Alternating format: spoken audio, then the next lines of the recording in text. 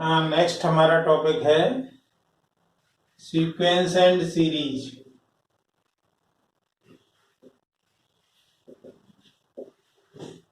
ठीक है, तो ये आपका जो बना हुआ है वो किस प्रकार से बना है।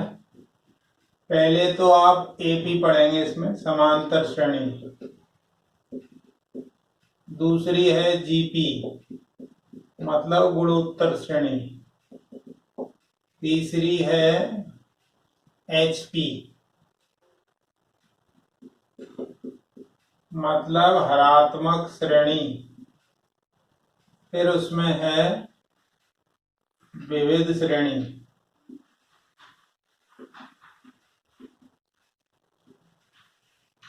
या मिसलिनियस सीरीज। और यहाँ पे एक्सपोनेंशियल एंड लॉगरिथमिक सीरीज।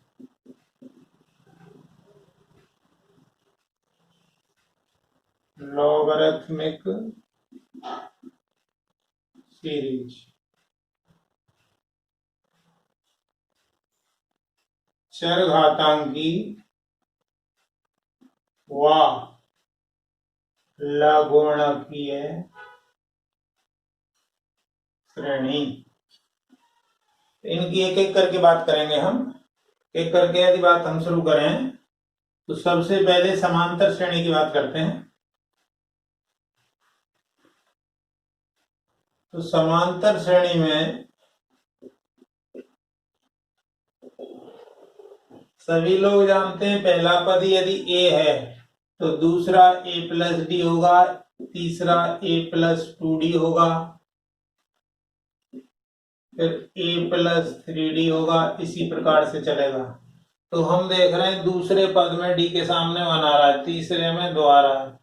इसका मतलब इसका टीएन या nth टर्म, इसको एल से भी डिनोट करते हैं, A plus N minus 1 into D. ये होता है जहां ए प्रथम पद है, डी सार्वंतर है,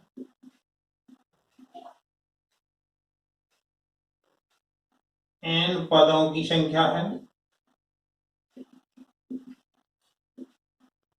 एल अंतिम पद है।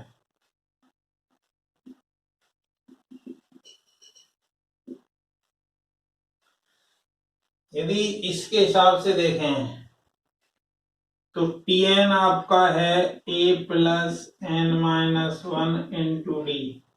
तो Tn माइनस 1 यदि हम निकालें, n की जगह n-1 रख रहे हैं तो यहां भी रख दो, ये n माइनस 1 इंटू डी, यानी ये आ गया a plus N minus 2 into d. यदि Tn में से आप Tn माइनस 1 करोगे तो आपको D मिलेगा। तो कभी भी किसी भी क्वेश्चन में यदि आपको Tn दिया हुआ है तो Tn में से Tn माइनस 1 कर दीजिए तो आपका D आ जाएगा। देखें जरा,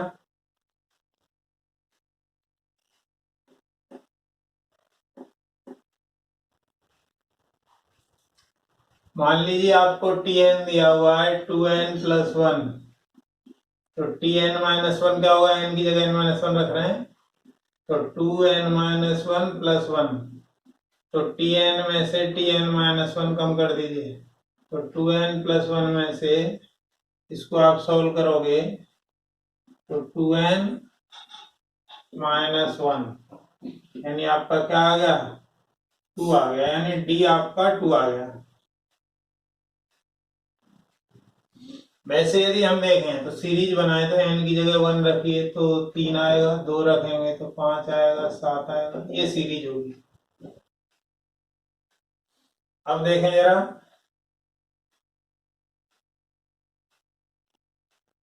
condition when 3 numbers A, B and C are in AP। तीन संख्याओं के समांतर श्रेणी में होने की शर्त। समांतर श्रेणी में होने की शर्त क्या शर्त है? यदि ए बी सी समांतर श्रेणी में है तो बीच वाले का दुगना अगल बगल के योग के बराबर होगा। यदि आपकी तीन संख्याएं समांतर श्रेणी में दी हुई हैं तो बीच वाली का दुगना अगल बगल के योग के बराबर होगा। और देखें जरा, अब मान लो आपकी प्रथम n संख्याएं हैं समांतर श्रेणी की, तो उनका योग निकालना हो तो समांतर श्रेणी की प्रथम n संख्याओं का योग, Sn की यदि हम बात करें तो ये होता है n/2 2a plus n-1 into D. आप इसको और आगे सिंप्लीफाई करना चाहें तो कर सकते हैं। इसको दो पार्ट में तोड़ दिया, a plus n-1 into d, तो ये आ गया n/2 a प्लस l। तो ये भी फॉर्मूला है और ये भी फॉर्मूला है। ये तो प्रथम पद, अंतिम पद और पदों की संख्या दी हो तो इसका यूज करना है। प्रथम पद, सार्वंतर और पदों की संख्या दी हो तो इसका यूज करना है। जैसे अभी थोड़ी देर पहले हमने देखा था कि Tn में से Tn-1 किया था तो D आया था। इसी प्रकार से Sn में से Sn-1 करोगे तो आपको Tn मिलेगा। ऐसे ही Tn में से Tn-1 करोगे तो आपको D मिलेगा। ये बात आपको ध्यान रखनी है।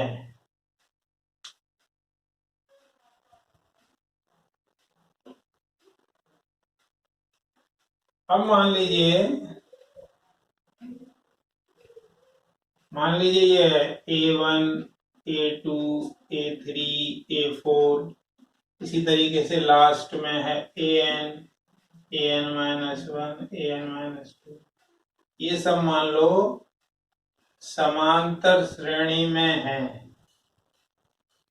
तो क्या करते हैं हम, इधर से समान दूरी पर स्थित पद यानी A2 प्लस AN-1, ऐसे ही A3 प्लस AN-2, इसी तरीके से A4 प्लस AN-3, इन सभी का योग समान होगा और वो प्रथम व अंतिम पद के योग के बराबर होगा।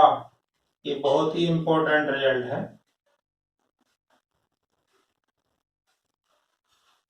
यदि A1 A2 A3 इस तरीके से संख्याएं समांतर श्रेणी में हो तो समान दूरी पर स्थित, आगे से और पीछे से समान दूरी पर स्थित पदों का योग हमेशा समान रहता है और वो प्रथम और अंतिम पद के योग के बराबर होगा। इस रिजल्ट को कैसे लिखेंगे हम,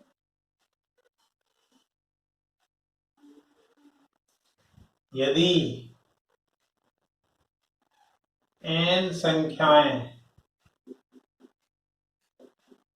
AP में हैं तो शुरू व अंत से समान दूरी पर स्थित संख्याओं का योग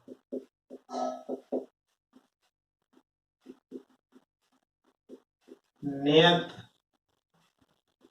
रहता है तथा वह प्रथम व अंतिम संख्या के योग के बराबर होता है।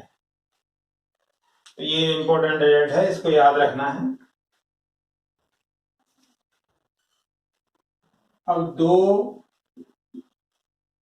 संख्याओं का समांतर माध्य, मान लो दो संख्याएं ए और बी और इसका समांतर माध्य है कैपिटल ए, तो क्या होगा, बीच वाली संख्या का दुगना अगल बगल के योग के बराबर होता है। अर्थात ये जो होगी संख्या वो होगी a प्लस बी बाई 2। बीच वाली संख्या का दुगना अगल बगल के योग के बराबर होता है। अब मान लो हमें दो संख्याओं के बीच में दो संख्याओं के मध्य दो समांतर माध्य स्थापित करना। मान लो ये दो संख्याएं ए और बी और इसके बीच में समांतर माध्य ले लिया हमने a1 और a2। अब ये सब होंगे समांतर श्रेणी में ही, तो इसका जो d आएगा वो आएगा अंतिम संख्या माइनस प्रथम संख्या अपॉन जितने आपने समांतर माध्य स्थापित किए हैं उससे एक ज्यादा। इस प्रकार से a1 क्या आएगा, a1 आ जाएगा, a में ये जोड़ दें a प्लस डी, तो a plus b minus a upon 3, तो ये आ गया 2a प्लस बी अपॉन 3। इसी तरीके से a2 आ जाएगा a प्लस 2d यानी a प्लस 2b बाई 3। इसी प्रकार से आपको मान लीजिए जितने भी माध्य स्थापित करने हैं तो उनका सार्वांतर उन दोनों का अंतर कर दीजिए और जितने हैं उससे एक ज्यादा ऐड करके डिवाइड कर दीजिए, तो आपका समांतर माध्य पता चल जाएगा। अब समांतर श्रेणी में तीन संख्याएं लेनी हो तो हम लेंगे a minus D, a plus D.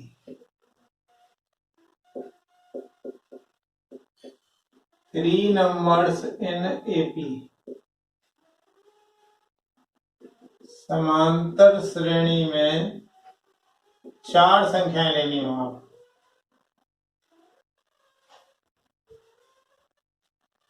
Four numbers in AP, क्या लेंगे हम, a minus 3d, a minus D, a plus D और a प्लस 3d।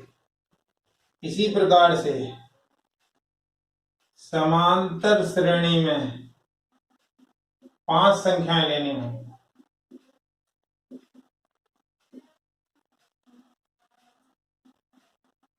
तो 5 नंबर्स इन AP, क्या लेंगे हम, a minus 2d, a minus D, a plus D, a plus 2d। इस प्रकार से आप समांतर श्रेणी की थ्योरी को आप देख सकते हैं। अब जरा गुणोत्तर श्रेणी देखते हैं।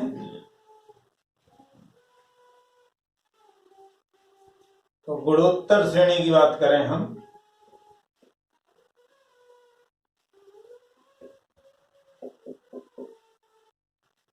गुणोत्तर श्रेणी में यदि पहला पद a है तो अगला होगा AR, फिर AR स्क्वायर, AR क्यूब, इसी तरीके से आगे सीरीज जाएगी।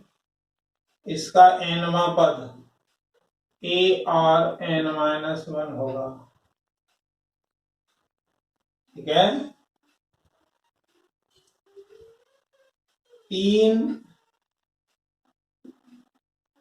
संख्याओं के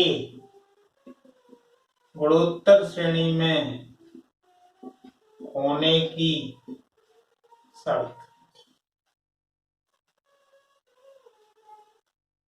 condition when 3 numbers are in GP, 3 number जो है जीपी में हो, तो जीपी में कैसे होता है, ए बी सी, मान लो जीपी में है, तो बीच वाले का वर्ग अगल बगल के गुणनफल के बराबर होना चाहिए, यह है।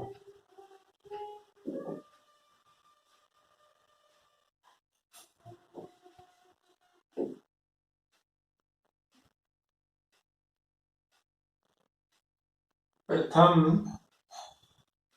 एन गुणोत्तर श्रेणी के पदों का योग, sum of first N terms of GP, GP के प्रथम एन पदों का योग, योग क्या होता है, एस एन बराबर ए 1 माइनस आर की power n on 1 minus r, r की वैल्यू 1 ना हो और आर 1 से छोटा हो। इसी प्रकार से इसको ऐसे करके भी लिख सकते हैं, आर की power n -1 upon r -1, r की वैल्यू 1 ना हो, आर 1 से बड़ा हो। अब यदि पदों की संख्या अनंत हो जाए, पदों की संख्या यदि अनंत हो जाए तो क्या होगा, s infinity a upon 1 minus r, और आर जो है -1 और 1 के बीच में लाई करेगा। ये सबसे ज्यादा इंपॉर्टेंट चीज है, इस चीज पे ज्यादा ध्यान देना है, ठीक है। तो ये है अनंत पदों का योग, एस इन्फिनिटी मतलब गुणोत्तर श्रेणी के, गुणोत्तर श्रेणी के अनंत पदों का योग। इसमें जो आर है वो -1 और 1 के बीच में होना जरूरी है, अन्यथा आप ये फॉर्मूला नहीं लगा सकते हैं। अच्छा, दो संख्याओं ए व बी का गुणोत्तर माध्य, geometric mean of 2 numbers A and B। हमें पता है कि मान लो ये 2 नंबर हैं ए और बी, उसका गुणोत्तर माध्य होगा जी, और ये किस में होंगे, जीपी में, तो जी स्क्वायर बराबर ए बी, यानी जी बराबर √AB, यानी किन्हीं दो संख्याओं का हमें गुणोत्तर माध्य निकालना है, तो उन दोनों के गुणनफल का वर्गमूल ले लीजिए। अब मान लीजिए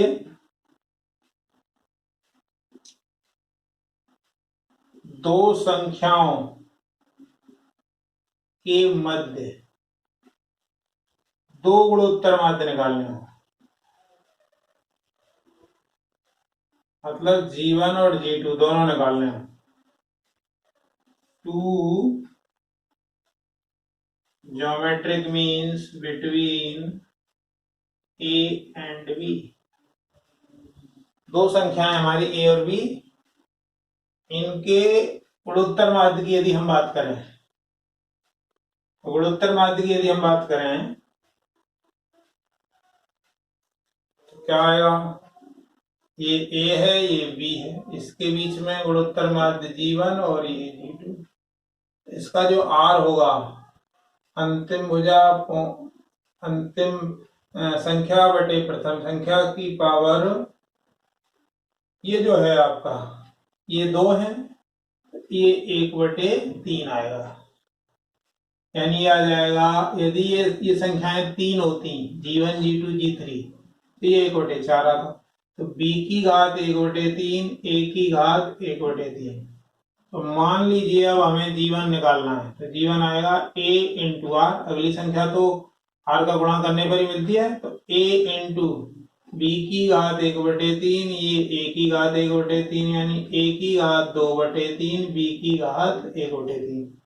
इसी तरीके से दूसरा गुणोत्तर माध्य लें तो ए आर स्क्वायर यानी a b की पावर 2/3 a की पावर 2/3 यानी a की पावर 1/3 b की पावर 2/3। इसी प्रकार से आप दो संख्याओं का, तीन संख्याओं का इस प्रकार से निकाल सकते हैं। अब एक इंपॉर्टेंट टॉपिक है रिलेशन बिटवीन ए एंड जी।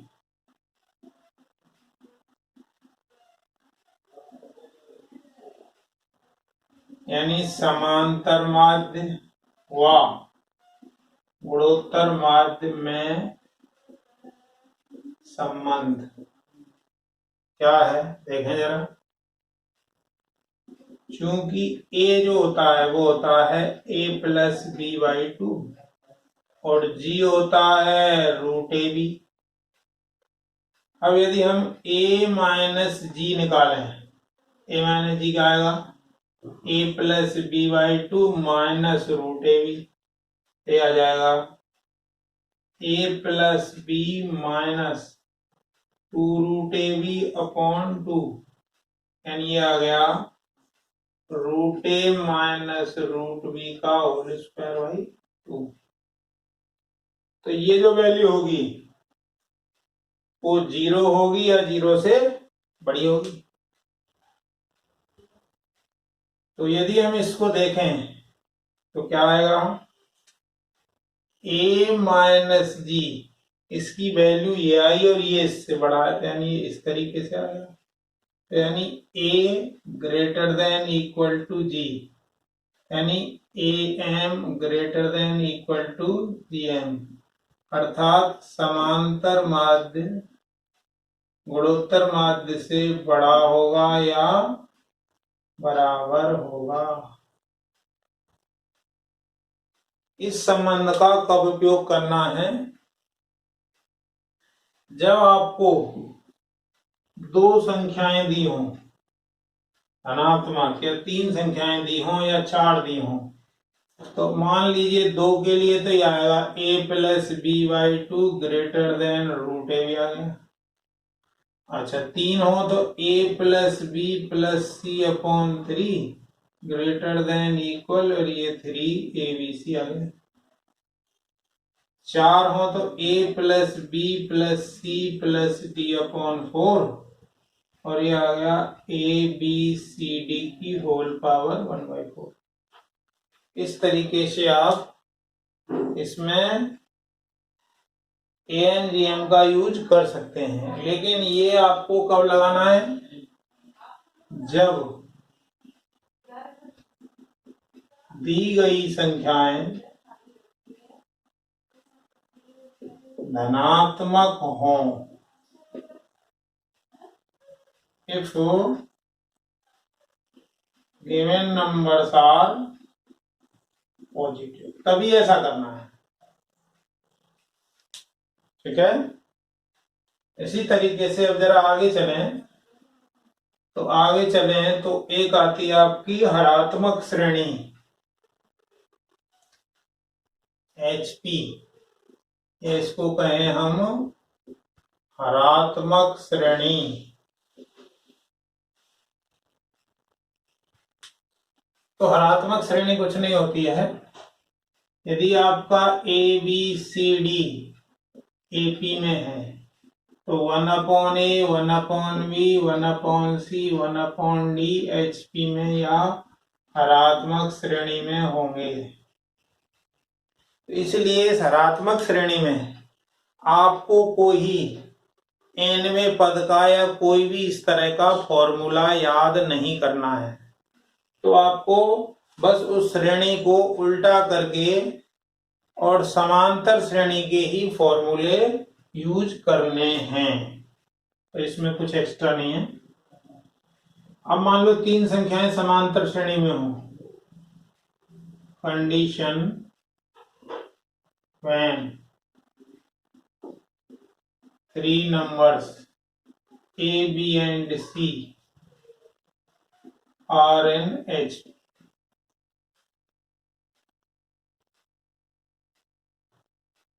तीन संख्याओं के हरात्मक श्रेणी में होने की शर्त। देखें, ए बी सी यदि AP में है, इसको पलट दें 1/A 1/B 1/C, ये HP में होंगे। सॉरी, ये HP में है तो ये AP में होंगे। और AP में क्या होता है, बीच वाले का दुगना अगल बगल के योग के बराबर होता है। अब इसको यदि आगे हल करें तो आगे हल करें तो 2/B equal to A plus C/AC, अर्थात B बराबर 2AC/A प्लस C। ये तीन संख्याओं के हरात्मक श्रेणी में होने की शर्त है ये। और देखें जरा, मान लो दो संख्याएं दी हुई हैं, उनका हरात्मक माध्य निकालना है। Harmonic mean of two numbers A and B। A व B का हरात्मक माध्य को H से डिनोट करते हैं। तो ये A है, ये B है और इसका हरात्मक माध्य H है। हरात्मक माध्य तो ये हरात्मक श्रेणी में होंगे। इसको उल्टा कर दीजिए तो ये समांतर श्रेणी हो जाएगी। AP हो गई। और AP में क्या होता है, बीच वाले का दुगना बराबर अगल बगल वालों का योग, अर्थात H बराबर आ जाएगा 2AB upon A plus B। तो ये H आ गया आपका। तो हमें A भी पता है, G भी पता है और H भी पता है। तो अब यदि तीनों में रिलेशन की बात करें हम, तो तीनों में क्या संबंध होगा, relation between AG and H। AG व H में संबंध, AGH में यदि संबंध की यदि हम बात करें तो अभी हमने थोड़ी देर पहले बताया कि दो संख्याओं का समांतर माध्य होता है A प्लस B/2, गुणोत्तर माध्य होता है √AB और हरात्मक माध्य होता है 2AB upon A plus B। यदि A और H का यदि हम गुणा करें, A इंटू H, A की वैल्यू है A प्लस B/2 और H की है 2AB upon A plus B। इससे ये कट गया, इससे ये कट गया, तो A इंटू H बराबर AB या A इंटू H बराबर G²। यानी कहने का क्या मतलब हुआ, A मतलब समांतर माध्य और हरात्मक माध्य का गुणनफल गुणोत्तर माध्य के वर्ग के बराबर होगा, या A, G व H GP में होंगे, यानी गुणोत्तर श्रेणी में होंगे। इन तीनों में रिलेशन ही आ गया। अब जरा पहले ए और जी में रिलेशन आ गया था, अब इसी तरीके से जी और एच में यदि हम रिलेशन निकालें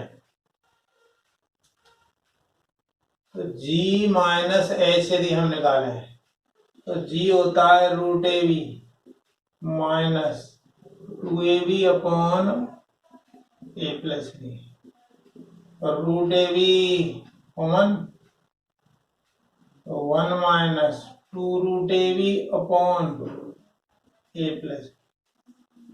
इसको थोड़ा और आगे देखा जाए तो रूट ए बी किया जाएगा a plus b minus 2 root a b upon a plus b. यदि हम बात करें तो ये तो 2 रूट ए बी आया, ये आया रूट ए माइनस रूट बी का whole square upon a plus B. यानी कहने का मतलब है ये वैल्यू भी 0 या 0 से ज्यादा ही होगी। इसका मतलब क्या हुआ, जी माइनस एच 0 या 0 से बड़ा होगा, यानी जी ये होगा, यानी गुणोत्तर माध्य हरात्मक माध्य के बराबर या बड़ा होगा, या जीएम ग्रेटर देन एचएम।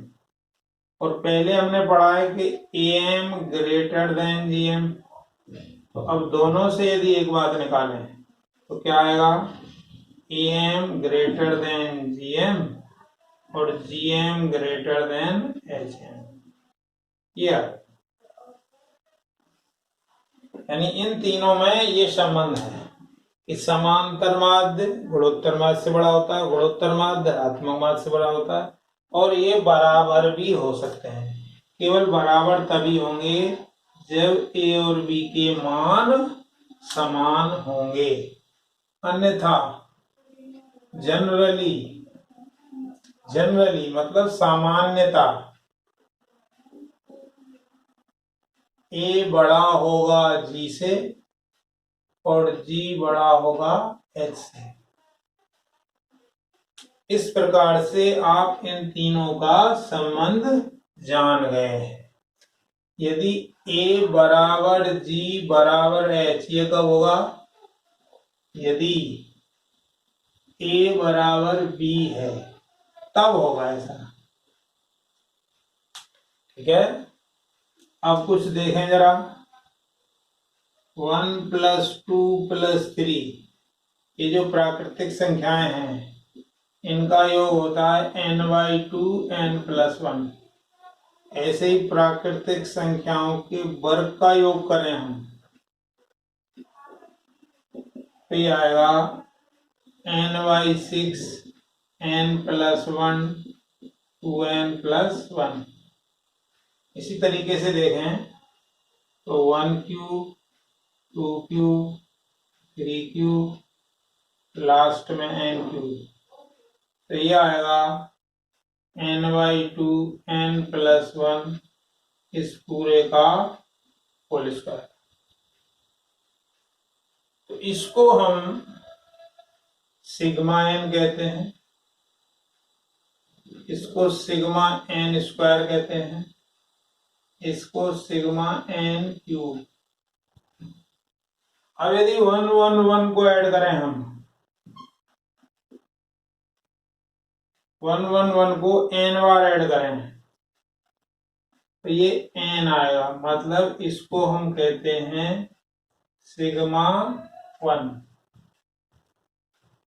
तो ये आपका प्राकृतिक संख्याओं का योग है, ये प्राकृतिक संख्याओं के वर्गों का योग है, ये प्राकृतिक संख्याओं के घन का योग है। तो ये तो प्राकृतिक संख्याओं का योग।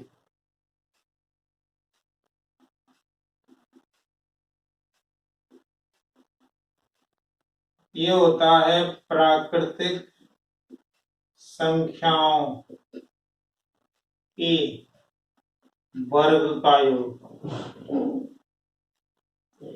ये प्राकृतिक संख्याओं के घन का योग और एक को n बार जोड़ें, जोड़ने पर प्राप्त मान। तो ये फॉर्मूले हमें याद रखने हैं, ये फॉर्मूले याद रखेंगे और साथ के साथ हम जो है मिसलिनियस सीरीज, मतलब जिसमें जो है विविध है, मतलब एपी और जीपी मिले हुए हैं, एपी और जीपी मिले हुए हैं, उनको कैसे हम अलग अलग करेंगे, यानी हम उनको एक ही श्रेणी में किस प्रकार से बदल सकते हैं। अब एपी जीपी है, या तो वो टोटली एपी में बदल जाए या जीपी में बदल जाए, तो इसके लिए हमें क्या करना पड़ेगा वो हम नेक्स्ट क्लास में डिस्कस करेंगे। इसलिए आप जरा थ्योरी को पढ़ लें। वैसे तो सभी लोगों ने पढ़ी हुई है समांतर श्रेणी गुणोत्तर श्रेणी की थ्योरी, लेकिन फिर भी अभी एक बार और हल्का सा रिवाइज कर लें, क्योंकि जब हम क्वेश्चंस कराएंगे तो जब आपको थ्योरी आएगी तो ही क्वेश्चंस समझ में आएंगे। इसलिए आप जो है थ्योरी को एक बार रिवाइज कर लें। ऐसे हम कराने का प्रयास कर रहे हैं, लेकिन आप फिर भी बार बार उसको थोड़ा सा रिवाइज करें। वीडियो देखते रहें, लाइक करते रहें। वीडियो देखने के लिए बहुत बहुत धन्यवाद। चैनल को सब्सक्राइब करें, लाइक करें। थैंक्स।